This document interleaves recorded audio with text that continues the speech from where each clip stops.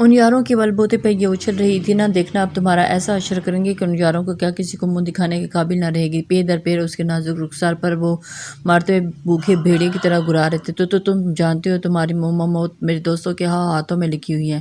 پتھریلی سڑک پہ گری وہ سلب ہوتے حواسوں کے ساتھ بمشکل بولی تو بے شتاب کھاتے۔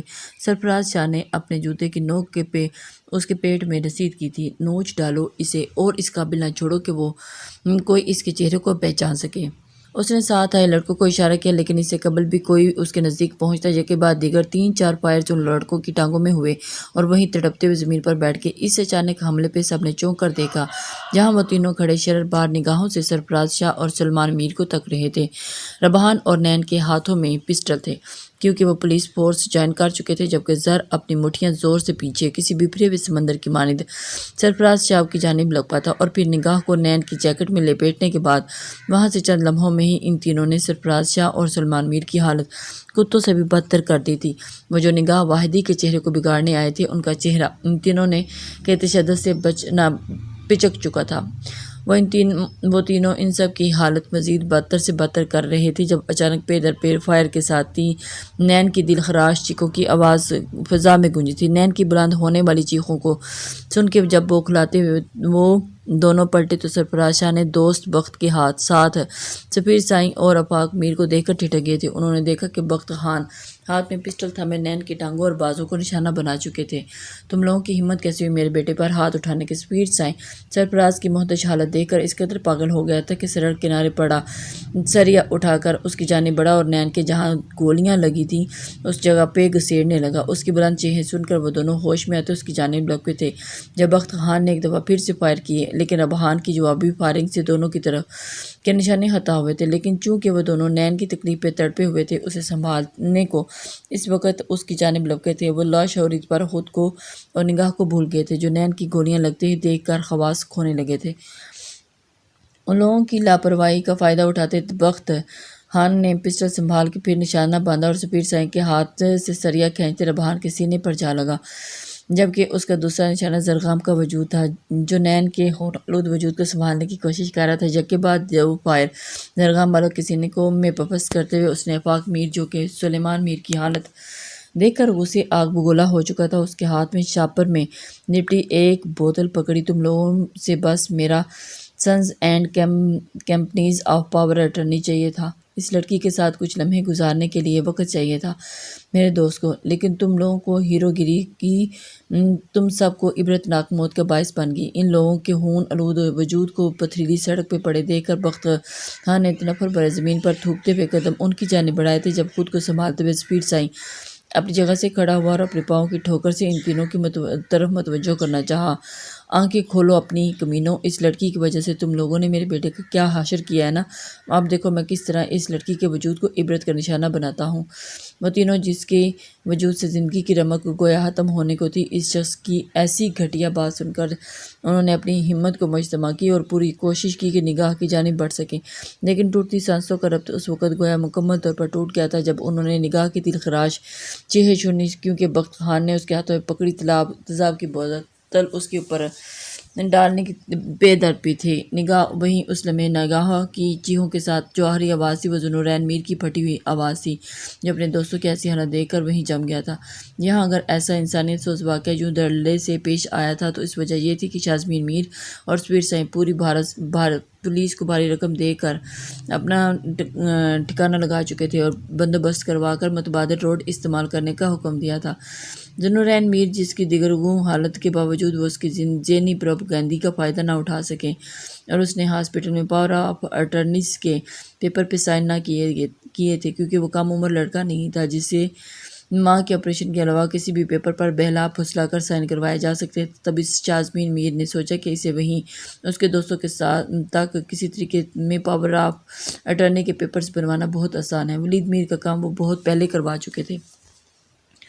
کلثوم میر کومے میں تھی اور ایسے میں ان دونوں بھائیوں کی موت کے بعد پاور آف اٹرنی تو تھی ہی ان کی۔ یہی سوچ کے اس نے اسے کسی نمبر سے اس واقعے کی جھوٹی ویڈیو بھجوائی تھی جب نین پہ تشدد ہو رہا تھا، تبھی وہ ماں کی ذاتی ملازمہ کو ان کا خیال رکھنے کا کہہ کر ہاسپٹل سے تیزی کے ساتھ نکلا تھا اور اسے آنے میں دیر ہو چکی تھی کہ اس کے آنے تک اس کے بھائی سمیت اس کے دوست اس کی نفرت اور حسد انتقام کا نشانہ بن چکے تھے۔ اپنے منجمد ہوتے وجود کو پوری قوت اور حرکت دینے کی کوشش کرتے اس نے نکاح کی طرف بڑھنا چاہتا جب عقب سے آتی شاز میر کی ہائر کردہ آدمی کی گاڑی نے اسے زور سے ہٹ کیا تو اس کا وجود اچھلتا ہوا کہیں فٹ دور جا کر ذہن طریقی میں ڈوبتا چلا گیا تھا۔ ابراہیم صاحب کی میڈیسن ختم ہو چکی تھی اور بدقسمتی سے آئی ٹیوشن سے لیٹ ہو چکی تھی، اس لیے تیزی سے قدم اٹھاتی وہ ٹیکسی کا انتظار کیے بغیر میڈیکل اسٹور کی جانب تلاش میں چل پڑی تھی، کیونکہ جس سائٹ پہ وہ ٹیوشن کے لیے آتی تھی وہاں کوئی بھی میڈیکل اسٹور نہیں تھا۔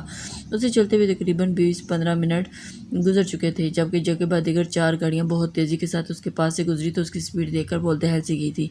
یہ وحشت زیر لب بڑبڑاتے ہوئے وہ چادر مزید خود گرد لپیٹتے ہوئے آگے بڑھی جب چلتے ہوئے اس کی نظر بائیں جانب اگلی ہی پل وہ بھاگتی ہوئی اس طرف گئی تھی جہاں وہ موجود 5 افراد خون آلود دیکھ کر اس کے ہونٹوں پر مارے خوف کے دبی دبی سی چیخ نکلی تھی۔ اسی خوف کے زیر اثر وہ شاید وہاں سے بھاگ جاتی، لیکن جب اس کی نظر نگاہ کے گلے سڑے چہرے پر پڑی تو وہ ہمت جتاتی ہوئی اپنے چہرے پر کڑے پہرے باندھ کے اس کی جانب بڑھی تھی اور اس کے پاس پڑا دوپٹہ اس کے چہرے پر ڈال کر اس نے کپکپاتے ہاتھوں سے اس کی کلائی تھامی تھی۔ رک رک کر چلتی سانسوں کو محسوس کر کے اس کے اپنے اندر گویا زندگی کی رمق دوڑی تھی۔ اس نے کپکپاتے لرزتے ہاتھوں سے کندھے پر پڑے بیگ سے اپنا موبائل نکال کر ایمبولینس کی کال کی اور اس کی جگہ کی لوکیشن بتا کے کال بند کر دی۔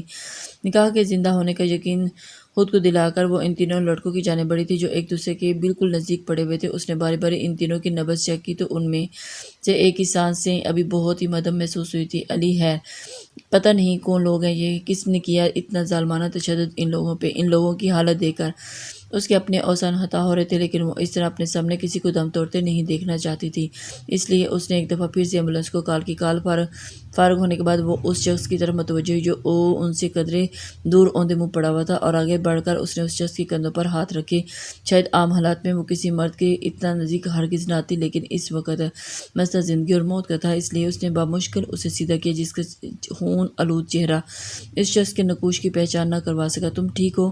اس شخص کی نبض چیک کرتے ہوئے اس نے آہستگی سے اسے پکارا تو اس نے دیکھا کہ اس شخص نے بمشکل اپنے خون سے تر پلکیں کھولنے کی کوشش کی۔ نہیں۔ اس شخص کے ہونٹوں سے چند حرف ٹوٹ ٹوٹ کر نکلے اور اگلے ہی پل وہ شخص بھی اپنی پلکیں واپس ہی سے موند گیا تھا۔ کچھ منٹوں کے بعد ایمبولینس وہاں پہنچ گئی، لیکن چونکہ یہ مرڈر کیس تھا اس لیے ان لوگوں کے ہاسپٹل پہنچنے اور وہاں ایڈمٹ ہونے تک اسے بے پناہ پریشانی اور سوالات کا سامنا کرنا پڑا، لیکن 2 گھنٹے بعد بے معنی سوالات کے جوابات دے کر ان کی تشفی اچھی سے کروا کر وہ رات کے 8:30 بجے ابراہیم صاحب کی دوائیوں کے بغیر ہی گھر کی جانب روانہ ہوئی۔ جبکہ ہاسپٹل کے ICU وارڈ میں زندگی اور موت کی جنگ لڑتے وہ 5 دوست جانتے ہی نہ تھے کہ راہ چلتی ذیل ابراہیم ان لوگوں کو انجانے میں ہی دوبارہ زندگی دینے کی وجہ بن گئی تھی، ماں سوائے اس کے جس نے لمحے بار اپنے خون کی تر پلکیں کھول کر اس شبیہ آنکھوں میں بسائے جانے کی کوشش کی تھی۔ تقریباً 3 گھنٹے کے بعد ربحان اور زرغام کو ہوش آیا تھا، لیکن ابھی تک وہ انڈر آبزرویشن تھے۔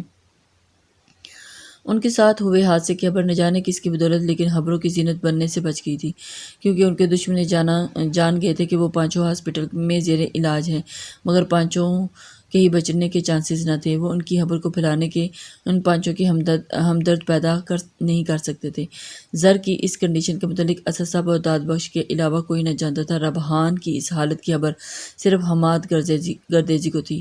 نگاہ کی کنڈیشن کے متعلق اس کے والد اچھے سے جانتے تھے، جبکہ نین اور زنین کی کنڈیشن کے متعلق پورا میر پیلس جانتا تھا، لیکن وہاں کسی کو ٹکی کی پرواہ نہ تھی، بلکہ وہ ایسے کسی ڈاکٹر کی تلاش میں تھے جو وہیں ان کا کام تمام کر دے، مگر ان کی کوششیں رنگ نہ لا سکیں، کیونکہ زر اور ربحان کے ہوش میں آتے ہی واحدی صاحب کو سمجھا بجھا کر اسد صاحب اور گردیزی صاحب نے ان کے کہنے پہ راتوں رات ان سب کو کسی ہاسپٹل میں شفٹ کروا دیا تھا تاکہ وہ لوگ جان ہی نہ سکیں۔ اسد صاحب نے ان دونوں کو اپنے دوست کے ہاسپٹل میں مکمل رازداری کے ساتھ ان کا علاج کروانا شروع کر دیا تھا، جبکہ دوسری طرف انہوں نے اپنے بہترین کلائنٹ کے بیٹے کو دوسرے ہاسپٹل میں زیر علاج کلثوم بیگم معیر کی نگرانی پہ لگوا دیا تھا، جو ہاسپٹل میں ملازموں کے زیر اثر علاج میں تھی۔ 1.5 مہینہ جان غسل انتظار کے بعد جب نگاہ کو ہوش آیا تو چہرے کے مسخ شدہ حالات دیکھ کر وہ اپنے ہوش کھو بیٹھنے والی تھی۔ اس پہ مستعد نین کو بدستور ہوش دیکھ کر نیم پاگل ہونے لگی تھی۔ اس کی حالت دیکھ کے اسد صاحب نے واحدی صاحب کو مشورہ کر کے ان کی سرجری کروانے کا فیصلہ کیا تھا، کیونکہ وہ ہوش میں آتے ہی اپنا چہرہ نوچتی، زور زور سے رونے لگتی تھی۔ جس لمحے نگاہ کی سرجری کے لیے اسے لے جایا گیا تھا، تبھی زنین کو ہوش آ گیا تھا، لیکن یہ جان کے وہ سب ایک دفعہ پھر سے ڈہ گئے تھے کہ ٹانگوں پہ گاڑی کے ڈائریکٹ ہٹ کرنے سے وہ چلنے پھرنے سے معذور ہو گیا تھا۔ وقت بہت آہستگی سے زخموں پر کھرنڈ جمائے گزر رہا تھا۔ جب وہ چاروں اس دورانیے میں کچھ حد تک سنبھل گئے تھے، لیکن نین کی حالت تاحال بہت نازک تھی، جس کے باعث نگاہ بھی ذہنی طور پر سنبھل نہیں رہی تھی۔ بیٹھے بیٹھے کبھی چیختی لگتی اور کبھی اپنا سرجری کے بعد کبھی بھی نشان سے پاک لیکن پہلے والی نگاہ قدرے الگ چہرے کو نوچنے لگتی، کبھی خود کو نقصان پہنچانے لگتی۔ ان تینوں کی حالت کی ذمہ دار تھی۔ میرے خیال میں تم لوگ اپنے دشمنوں سے اچھے سے واقف ہو چکے ہوگے۔ اب کی بار جذباتی ہو کے کبھی بھی قدم اٹھانے سے پہلے خود کو اس قدر مضبوط کرو کہ دشمن کو منہ کی کھانی پڑے۔ ہاسپٹل میں موجود ڈاکٹر کے کیبن میں موجود اسد صاحب اور جہمات گرجزی صوفے پر برجمان تھے۔ انہوں نے ان تینوں کو مخاطب کیا تھا، جن کے چہرے اس وقت بے رنگ اور رونق ہو رہے تھے۔ دشمن کو اسی کے انداز میں جواب دینے کے لیے انتظار کرو، بہترین وقت کے آنے کا۔ اس وقت تک چاہے دشمن تمہارے منہ کے سامنے ہی کیوں نہ کھڑا ہو، تم لوگ بس چپ کر کے ڈٹے رہو، کیونکہ دشمن تاحال تم لوگوں کی کمزوریوں سے واقف ہے۔ اسد صاحب نے بیٹے کی جانب دیکھا تھا، جو ان کی طرف عرصہ ہوا دیکھنا چھوڑ چکا تھا۔ یہ اسد صاحب اور گردیزی صاحب کی نصیحتوں کا نتیجہ تھا کہ وہ تینوں ایک دفعہ پھر سے منظر عام پر آئے تھے، لیکن پہلے سے بہت بدلے ہوئے تھے۔ زر پہلی فرصت میں بزنس جوائن کیا تھا اور اسٹڈی ساتھ ساتھ جاری رکھنے کا سوچا، اور روحان نے واپس سے ڈیوٹی جوائن کی تھی، جبکہ زنین جب میل اٹینڈنٹ کے ساتھ ویل چیئر پر بیٹھا تھا۔ میر پیلس میں داخل ہوا تو شازمین میر سمیت ان سبھی کو جیسے سام سونگ گیا، لیکن جب وہ بنا ان لوگوں کو کچھ کہے اٹینڈنٹ کو کہہ کر اپنے کمرے کی جانب بڑھا تو انہیں لگا کہ وہ واقعی اس کی چوٹوں کے باعث اس کی یادداشت سے محو ہو چکا ہے۔ اس کے منظر پہ آنے سے شازمین میر کا پاور آف اٹرنی ہتھیانے کا منصوبہ تو پانی میں مل گیا، لیکن اس کے پاس شطرنج کا ایک ایسا مہرہ ضرور تھا جسے اس نے فوراً استعمال میں لایا تھا۔ فوراً سے پہلے اس نے کچھ دن قبل ہوش میں آنے والی کلثوم میر کو ہاسپٹل سے گھر بلوا لیا تھا، اور یہ جان کے وہ بہت خوش ہوئی تھی کہ اپنے ہوش و حواس کھو بیٹھی تھی۔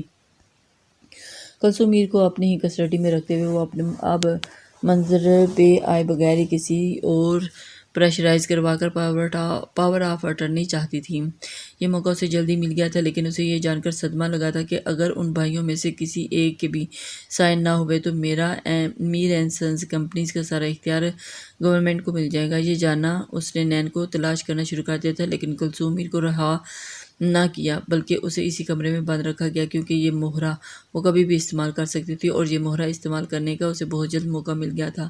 جب اس نے اپنے آدمیوں کے ذریعے زنورین میر کو کال کروائی کہ اگر اس نے کبھی بھی میر پیلس میں موجود کلثوم میر تک پہنچنے کی کوشش کی، ولید میر کی اذیت ناک موت اس رات کی نیند حرام کر دے گی۔ وہ لوگ جو یہ سمجھ رہے تھے کہ ولید میر بھی ان کے انتقام کا نشانہ بن کے موت کی نظر ہو چکے تھے، ان کے زندہ ہونے اور پھر انہی کی کسٹڈی میں ہونے کا سن کر ان سب کے ہاتھ پھر ایک دفعہ سے بند گئے تھے۔ وقت بہت تیزی سے بہت سالوں کا عرصہ نگلتے ہوئے گزر رہا تھا، جب ایک دفعہ پھر سے نگاہ کا تعاقب کیا جانے لگا، کیونکہ ان کے دشمنوں کو یہ یقین تھا کہ ذوالقرنین میر زندہ تھے، تبھی اس کے ذریعے نین تک پہنچنا چاہتے تھے۔ تبھی نین اور نگاہ دونوں کی زندگی اور عزت حماد گرجزی نے ضلع کو کھڑے کھڑے کہہ دیا تھا۔ یہ کیا کہہ رہے ہیں آپ انکل؟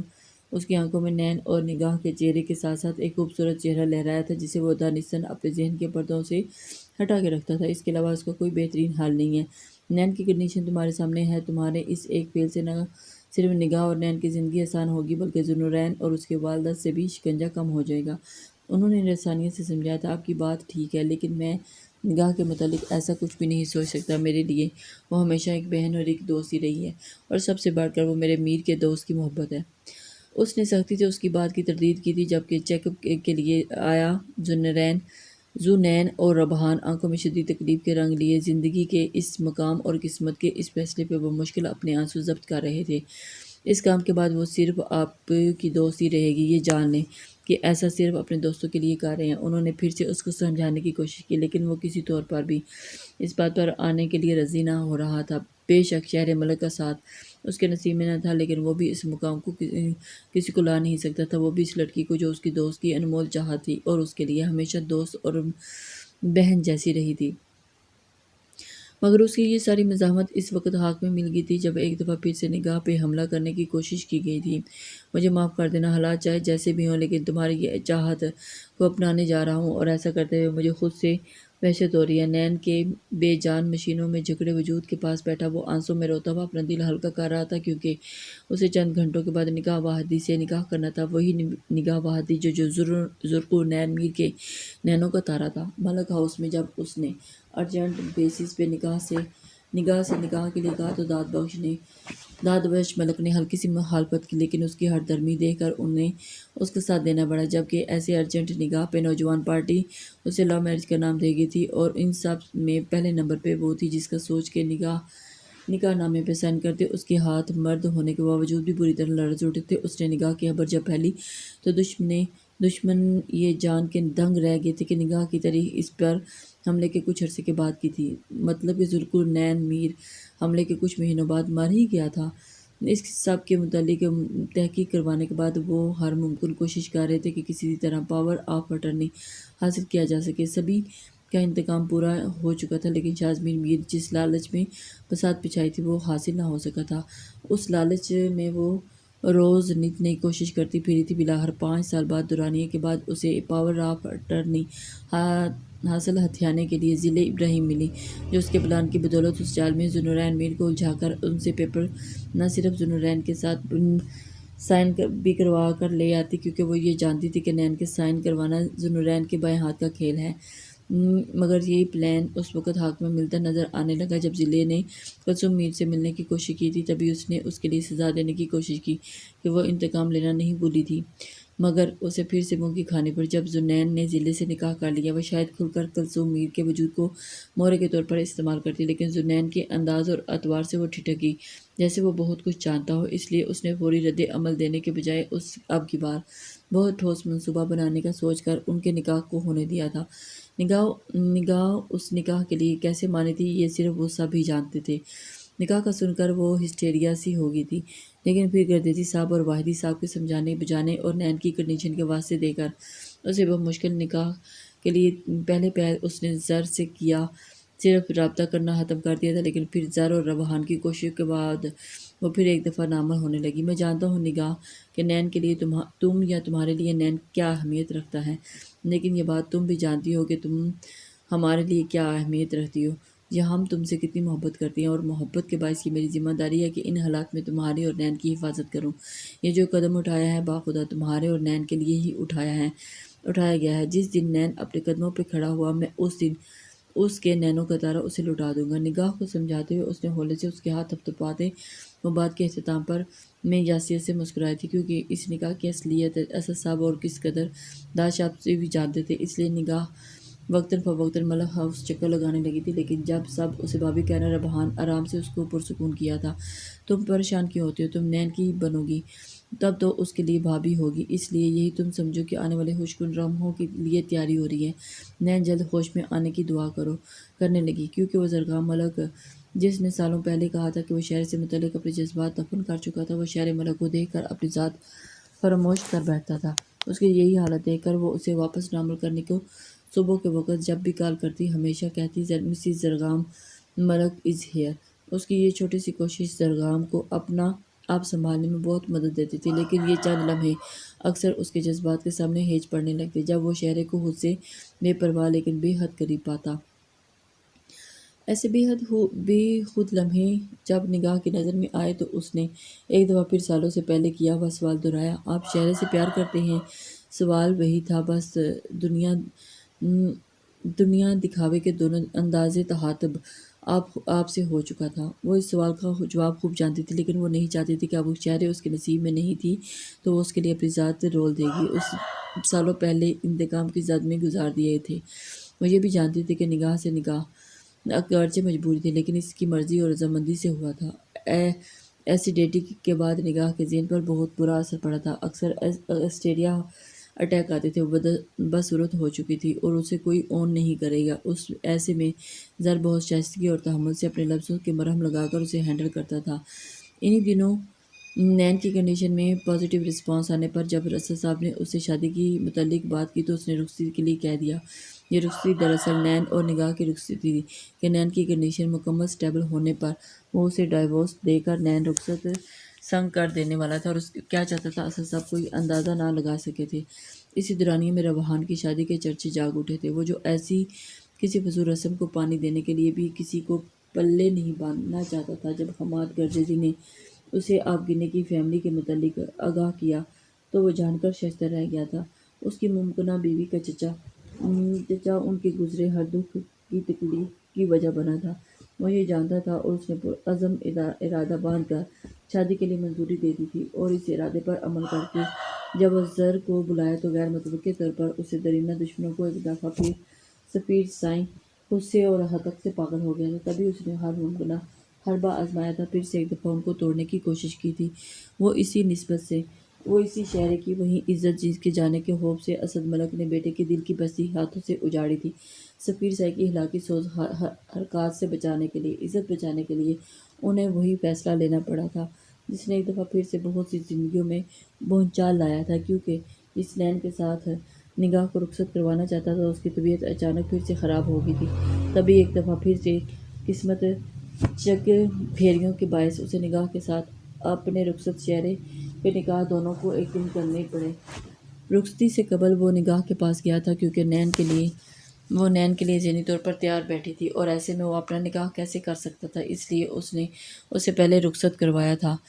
نگاہ کے بعد اس نے لان میں ربحان سے سب کہا تھا۔ نگاہ نے نئی زندگی شروع کرنے والا تھا۔ اس کا مطلب یہ تھا کہ وہ رشتے کو ختم کر کے واپس سے وہی دوستی کی ڈور باندھنے والا تھا، لیکن اسے ایک نئے رشتے میں باندھ گیا تھا، وہ بھی ایسا رشتہ جس میں مقابل اس سے نفرت کرتی تھی۔ اس کے اندر اس قدر گھٹن تھی کہ جب وہ کمرے میں داخل ہوا، کمبل سرکا ہوا جب کہ نگاہ پر نظر پہ پڑی تو وہ گھٹن مزید بڑھنے لگی۔ وہ سب ایک دوسرے سے پہلے بھی فرینک تھے، وہ اکثر نگاہ کے یونی بالوں کی پونی بنا دیتے تھے، اور ایسے میں اس کے چہرے کی تکن دیکھ کر بالوں کی ان کی پنیں نکال لیتے اور اس کی مدد کرنی چاہی تھی۔ اس دوران اس کی کہی گئی باتیں ساری کی ساری در پر نین کے لیے ہی تھی، اور اس کے نگاہ کی ذمہ دار تھی اس کے صحیح اقدار پہنچاتے ہوئے اس کی حفاظت کرنا تھی۔ دوست ہونے کے ناطے وہ اس کی محبت تھی، اس کی ہمراز تھی۔ اس نے جب کہا کہ خدا نے اسے اس آزمائش کے لیے چنا ہے تو مطلب وہ کبھی یہ خیال ذہن میں نہ لائے کہ وہ اپنے دوست کے حق پہ ڈاکہ ڈالے گا، اور پیش رفت کا حوالہ اس نے نین کے متعلق دینے کی کوشش کی تھی کہ وہ اسے اس ہاسپٹل سے نکلوا کے کہیں اور شفٹ کروانا چاہتا تھا، لیکن اس کے خیال کو نگاہ نے روک دیا۔ تبھی اس نے اس کی پیش رفت لمبے عرصے کا انتظار ہرگز نہیں کرے گی، کیونکہ وہ ہرگز فرشتہ نہ تھا جو ان کشیدہ حالات میں بھی اپنے اعصاب پہ قابو رکھ سکے۔ ان دونوں کا تعلق کمرے کے اندر فقط دوستوں والا تھا۔ وہ جیسے پہلے اکثر اس کا ہاتھ تھامتا تھا، کبھی سر تھپتھپاتا تھا، وہ سب اب بھی نادانستگی میں کر لیتے تھے۔ اس نے اسے منہ دکھائی کے نام پر تحفہ دیا تھا۔ گھر والے ان کی شادی کی حقیقت سے بے خبر تھے۔ جس طرح زر کے لیے نگاہ اس کے دوست کی امانت تھی، اسی طرح نگاہ بھی شہرے اور زر کے نکاح سے بہت خوش تھی۔ وہ اپنی خوشی کا شاید کھل کر اظہار بھی کرتی تو جو اگر وہ طلاق کا مطالبہ نہ کر بیٹھتی۔ وہ دوست ایک دوسرے کے ساتھ جیتے مرتے تھے، اور ان کے لیے ایک دوسرے کی تکلیف برداشت کرنا بے حد مشکل تھا۔ ایسے میں جب شہرے کی جانب سے زر تکلیف میں مبتلا ہوتا، نگاہ کے لیے اس سب کو برداشت کرنا مشکل ہو جاتا۔ دنیا کی نظر میں وہ دونوں سوتنے تھی، لیکن عجیب بات یہ تھی کہ اس سے فرق نہیں پڑتا تھا۔ وہ زر کے نکاح میں تھی، لیکن یہ بات اس سے برداشت نہ ہوتی کہ وہ زر کو اذیت دے، اور ایسے لمحوں میں اس کے تاثرات چیخ چیخ کر گواہی دیتے کہ نگاہ واحدی شہر ملک کی اس حرکت پہ کس قدر ناگواری میں مبتلا ہوئی تھی۔ زر کے اپنے کہے لفظوں کا پاس رکھا اور نین کو بے حد رازداری کے ساتھ ایک بہترین ہاسپٹل شفٹ کیا، اور اس کے علاج میں بہتری لانے کے لیے ڈاکٹرز کو مکمل طور پر الرٹ کیا۔ اس کی اور ڈاکٹرز کی کوششیں رفتہ رفتہ رنگ لانے لگیں، اور اتنے عرصے سے بیڈ پہ بے جان پڑے نین نے اپنے پیروں کو حرکت دینے کی کوشش کی تھی۔ نین کی بہتری کی طرف مائل طبیعت کے متعلق وہ چاروں سے ہی فقط جانتے تھے، لیکن کس قدر بہتری کی طرف گامزن ہے اس کے متعلق صرف زرگام جانتا تھا۔ زرگام یہ بھی جانتا تھا کہ اپنے پیروں پر کھڑا ہونے کے بعد اس نے بہت کم ہی دورانیے میں خود کو پیروں پہ اس مضبوط پہ جمایا کہ جب ربحان پہ حملہ ہوا اس کو بچانے کے لیے وہ ادھر پہنچا۔ ہال میں بیٹھے وہ دونوں خاموش نگاہوں سے آتے جاتے لوگوں کو دیکھ رہے تھے۔ میں پوچھ سکتا ہوں کہ کچھ خوشی میں تم نے مجھے یہاں بلایا ہے؟ کچھ ثانیے بعد اس نے سرگرمی سے اکتا جانے والے زرگام نے جھنجھلائے انداز میں استفسار کرتے ہوئے گویا بات کا آغاز کیا تھا۔ آج میری بیوی نے میرے ہاتھ سے میری بنائی گی چائے کی پیالی تھام لی ہے۔ اس خوشی میں دانت نکوستے ہوئے وہ جواباً گویا اس نے سنجیدگی سے اسے دیکھا تھا۔ اس نے وہ چائے پی بھی۔ زر کے اگلے سنجیدہ سوال پہ ربحان کے چہرے کے تاثرات فوراً تبدیل ہوئے۔ وہ ڈھیلا سا پڑتا کرسی کی پشت سے ٹیک لگا گیا۔ نہیں، اس کے یک لفظی یاسیت بھرے جواب پر وہ زر کے ہونٹ ہلا کے رہ گیا۔ میری دلی نیک تمنائیں تمہارے ساتھ ہے، تم مجھے یہ بتاؤ یہاں کیوں بلوایا ہے؟ ملاقات تو آفس میں بھی ہو سکتی تھی۔ اس نے دوبارہ پہلو بدلتے ہوئے استفسار کیا، کیونکہ وہ ایسے بھی پبلک پلیس پہ کمفرٹیبل نہ ہوتا تھا۔ اگر دشمن کے کرندے ہماری بغلوں میں چھپے بیٹھے ہوں تو ہمیں محتاط ہی رہنا چاہیے۔ جب تم اپنے گھر میں بھی بہت محتاط ہو کہ تمہیں لگتا ہے کہ کوئی گھر کا بیدی لنکا ڈھا رہا ہے، تو میرے خیال میں آفس میں بھی ایسا کچھ ہو سکتا ہے۔ اب کی بار بہان نے سنجیدگی سے وضاحت کی تو وہ گہری سانس بھر کے رہ گیا۔ اب اگر تسلی ہوگی ہو تو مجھے یہ بتانا پسند کرو کہ تم نے ایک بیمار آدمی کو کیوں کر ہمیں بتائے بغیر ہاسپٹل سے غائب کروایا ہے؟ اس کی تسلی کروانے کے بعد ربحان نے اپنا کھاتا کھول لیا۔ یہ کل رات سے تمہیں اس کی بیماری کا بڑا احساس ہو رہا ہے؟ یہ وہی بیمار شخص ہے جس نے کچھ دن پہلے تمہیں رات کے پہر بچایا تھا؟ اور زرخام نے طنزیہ انداز میں جواب دیا تو فوراً صرف بچایا ہی تھا، لیکن میری مسز کو گھر اور میرے ہاسپٹل پارٹیز لے کے گیا تھا، اور اس نے یوں کہا جیسے اسے ہاسپٹل نہ لے کے جانا نین کا سنگین جرم تھا۔ حالانکہ اس جیسے شخص کے لیے گھر سے نکلنا کتنا مشکل ہے، پھر بھی تمہارے شکوے ختم نہیں ہو رہے۔ اس نے اسے شرم دلانی چاہیے تھی، لیکن جو چیز اس کے پاس ہی تھی ہی نہیں، وہ کیسے اسے محسوس کر سکتا تھا؟ تم مجھے باتوں میں نہ الجھاؤ، یہ بتاؤ میری ٹیم کے ہوتے ہوئے تم نے اسے کیسے غائب کروایا؟ ربحان نے اپنا سوال دہرایا تو زر خاموشی سے ویٹر کو تکنے لگا تھا جو ان کے ٹیبل پر کافی سرو کرنے کو آ رہا تھا۔ غائب نہیں کروایا، بلکہ وہ خود اپنی مرضی سے گیا ہے اور میں اسے روک نہیں سکتا تھا۔ اسے منظر پہ آنے سے قبل خود کو سٹیبل کرنا ہے، کیونکہ تم اس کی کنڈیشن جانتے ہو۔ اب کی بار زر نے نپے تلے انداز میں وضاحت پیش کی تھی تو ربحان نے سمجھنے کے انداز سے سر ہلایا تھا۔ نگاہ کو کب تک بتانے کا ارادہ ہے؟ کب تک اس کے متعلق ایکشن لوگے؟ کافی کا گھونٹ بھرتے ہوئے اس نے مزید سوالات اس کے سامنے رکھے۔ نگاہ کو صبح بتا آیا ہوں، لیکن اس کے متعلق فیصلہ کچھ دنوں تک ہوگا، کیونکہ نہ تو کلثوم آنٹی کی مینٹل کنڈیشن ٹھیک ہے اور نہ ہی ولید انکل کے متعلق کوئی ٹھوس خبر مل سکی ہے۔ اس نے کافی گھونٹ لیتے ہوئے سنجیدگی سے جواب دیا تھا تو ربحان چند لمحے اسے دیکھتا رہا۔ اور شہرے؟ اس نے اچانک بہت مختصر انداز میں استفسار کیا تو وہ اس نام پہ جی جان سے چونکا تھا۔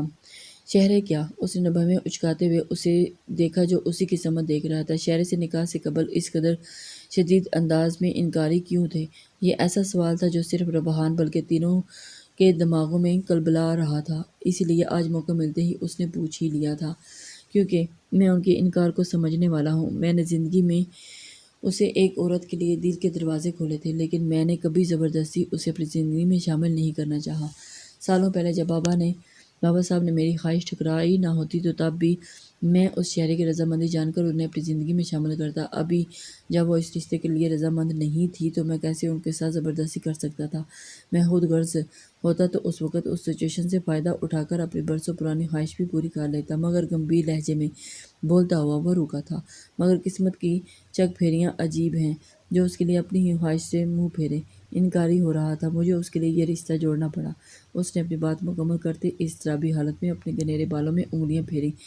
تو اب پھر کیا ارادہ ہے؟ ربحان نے خالی کپ میز پر رکھتے ہوئے ایک دفعہ پھر سے دیکھا تھا جو اب کی بار شاید سگریٹ سلگانا چاہ رہا تھا۔ چونکہ تم نے صحیح کہا تھا کہ بعض دفعہ ضرورت سے زیادہ اچھا ہونا گلے کا پھندا بن جاتا ہے، اس لیے اب یہ رشتہ بند چکا ہے تو اب میں اسے کسی بھی خواہش پہ ختم نہیں کر سکتا۔ اب خواہش چاہے چہرے کی کیوں ہی نہ ہو۔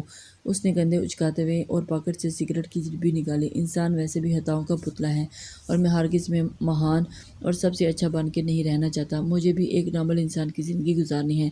سگریٹ سلگاتے ہوئے مزید گویا ہوا اور ساتھ ہی ڈبی ربحان کی جانب بڑھائی جس نے اس میں سے ایک سگریٹ نکالی تھی۔ ویسے یار تمہاری فیملی ایگری ہو جائے گی تمہاری اور نگاہ کی سیپریشن سے، کیونکہ جس طرح سب کی تسلی تشبیہ کرواتے ہوئے تم نے ایک ڈائلاگ بازی جھاڑی ہے، اسے یہی سمجھتے ہیں کہ تم اور نگاہ ایک دوسرے سے پیار کرتے ہو۔ بل میز پر رکھنے کے بعد وہ اپنی جگہ میں کھڑے ہوتے ربحان نے اس کے ساتھ چلتے ہوئے کہا، پیار تو ہم واقعی کرتے ہیں، اور ویسے بھی میرا ان ڈائلاگز کا پس منظر نگاہ جانتی ہے، اس لیے مجھے باقی کسی سے لینا دینا نہیں۔ سنجیدگی سے بات ختم کر کے اس نے سگریٹ کا گہرا کش سا لگایا تھا۔ ویسے یہ دو بیویوں والا تجربہ کیسا ہے؟ گاڑی کا دروازہ کھولتے اس نے اب کی بار یکسر بدلے ہوئے انداز میں قطعی غیر متعلقہ سوال پوچھا تو زرخام نے تیکھے چتونوں سے اسے گھورا۔ مجھ سے پوچھنے کے بجائے بہتر ہے کہ دوسری شادی کر کے عملی تجربے پہ یہ سیکھ لو۔ اور اس خشک لہجے میں دیے گئے مشورے پہ وہ جرجری سی لیتا گاڑی میں گھسا تھا۔ اللہ توبہ!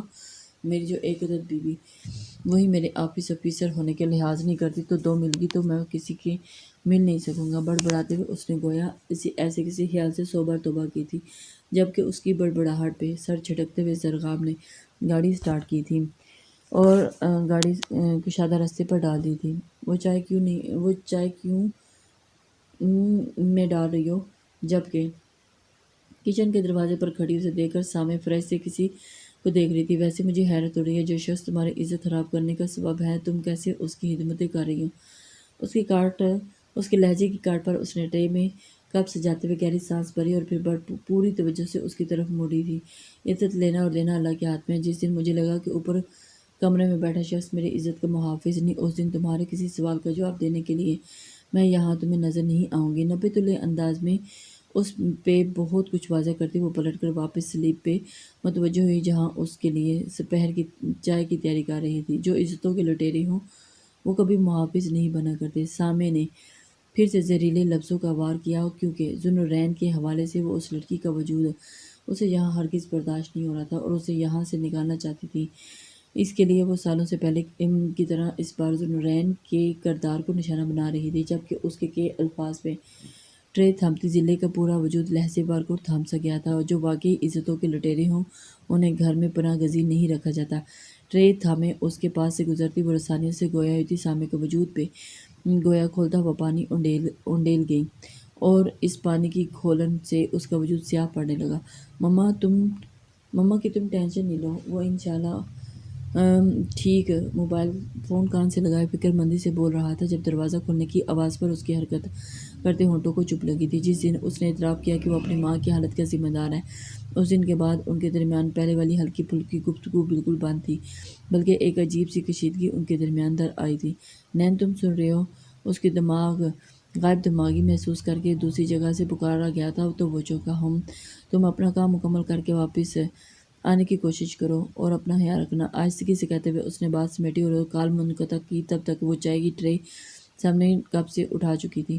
سامنے کے تمہارے ساتھ کیا اختلافات ہے؟ چائے کا کپ دونوں ہاتھوں میں لیے وہ سرسری لہجے میں اچانک ہی گویا ہوئی تھی تو وہ جو ابھی کپ کو گھو رہا تھا اس سوال پہ چونک کے اس کی جانب متوجہ ہوا، جس کے تاثرات بالکل نارمل تھے۔ آپ کون سے اختلافات جاننا چاہ رہی ہیں؟ سنبھلتے ہوئے اس نے جواباً سوال کیا تو ضلع اس کی جانب متوجہ ہوئی، جو بلیک پینٹ میں پہ سفید ٹی شرٹ پہنے معمول کے مطابق مانند اپنی ٹانگوں پہ شال پھیلائے ویل چیئر پہ بیٹھا ہوا تھا۔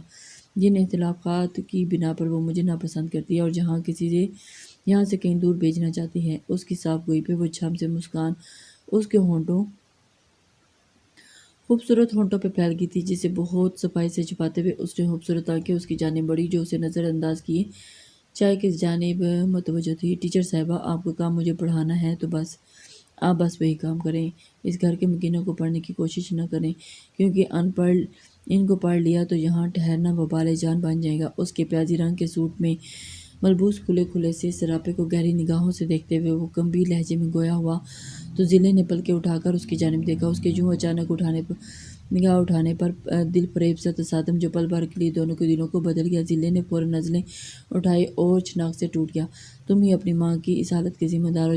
یہ جاننے کے لیے تمہارے ساتھ اس کمرے میں رہ رہی ہوں۔ یہ سمجھ لو کہ میرے اندر باقی سب کو پڑھنے کے بعد یہاں رکنے کا حوصلہ موجود ہے۔